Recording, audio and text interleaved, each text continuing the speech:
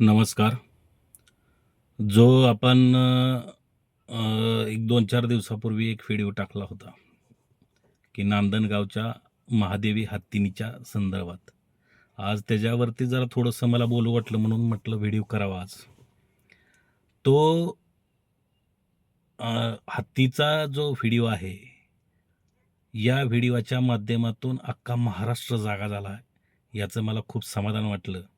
आणि जर का ही एक मीडियाची ताकद किती असते, हे याच्यावरून आज सिद्ध झालं आहे.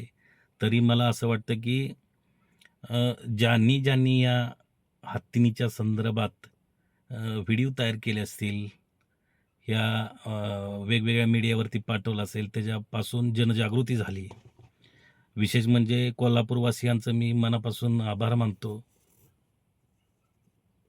धन्यवाद देतो, की त्या लोकांनी सगळ्यांनी एक संघ, ना जात ना धर्म न बघता सगळेजण रस्त्यावरती उतरले आणि या रस्त्यावर उतरल्यामुळे हा त्याचा परिणाम जाणून आला. याचं मला आज समाधान वाटतंय आणि हीच हत्तीनी पुन्हा आपल्या महाराष्ट्रात रिटर्न येण्यासाठी सर्वजण नेते मंडळी, सगळा आपला आसपासचा एकमेकांशी असणारा रोष, दोष, विरोध हा सर्व बाजूला सोडून प्रत्येकजण एक झाला आणि प्रत्येकाने आपापली बाजू मांडून या हत्तीनीला परत कसं आणता येईल याबद्दल प्रयत्न केले.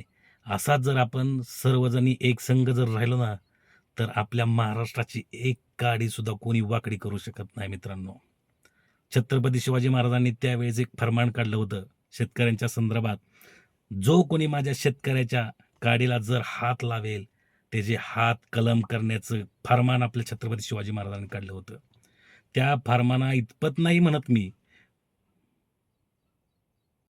आणि याच फर्मानाची एवढी मोठी दहशत होती, की एवढं मोठं मुघल साम्राज्य असून सुद्धा शेतकऱ्याच्या वाट्याला जायची ताकद नव्हती. म्हणूनच मला असं म्हणावंसं वाटतं, जर आपण एकसंघ राहिलो, आपल्यातले दोष, विदोष बाजूला ठेवा. ज्यावेळेस चांगलं कार्य असेल त्यावेळेस सगळ्यांनी एकत्रित या, तरच आपला महाराष्ट्र वाचू शकतो. जर सर्व नेते मंडळी असतील, सगळी आपली जनता असेल, सर्वांनी जर आपण एकमेकांना ठामपणे उभं जर राहिलो, तर आपला महाराष्ट्र पहिल्यापासून दिल्लीपुढे ना झुकला, ना झुकणार. असं कधीच होणार नाही, की आपला महाराष्ट्र हा दिल्लीपुढे झुकेल आणि झुकवू न देणं हे आपलं काम आहे. म्हणूनच मला असं म्हणावं वाटतं, आज खऱ्या अर्थानं गरजा महाराष्ट्र माझा.